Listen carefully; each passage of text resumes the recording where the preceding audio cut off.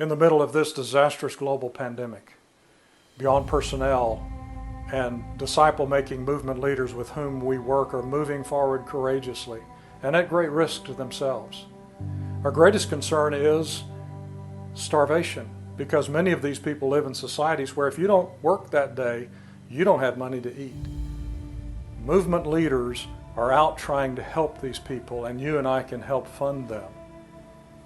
These movement leaders are, yes, taking care of their own families, but seeking to feed hundreds of other families. This video is from our movement leaders who do outreach work to the Banjara people in India.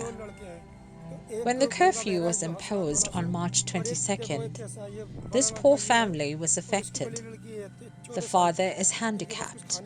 He has 6 children, 4 girls and 2 boys.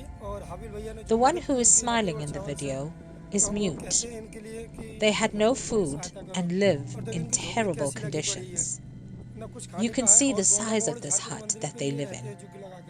They have no food. Since the curfew was implemented, they have not been able to work or leave the house. Thank you, Brother Abel and Brother Jacob, for providing rice and flour to help these brothers and sisters. Will you join in funding this effort? Your gift of money will literally save lives physically and spiritually, because it will be done in the context of the good news of the kingdom. Many of them will become disciples, and they will reproduce and be a part of these movements of tens of thousands of disciples and thousands of churches. But there's a greater gift we would like to ask of you. Would you join in prayer? Would you pray for miraculous solutions? Would you pray for miraculous provision?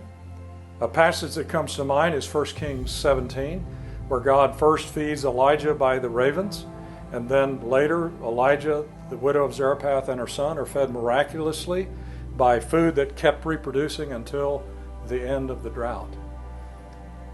You and I can literally pray and be used of God to see physical and spiritual salvation.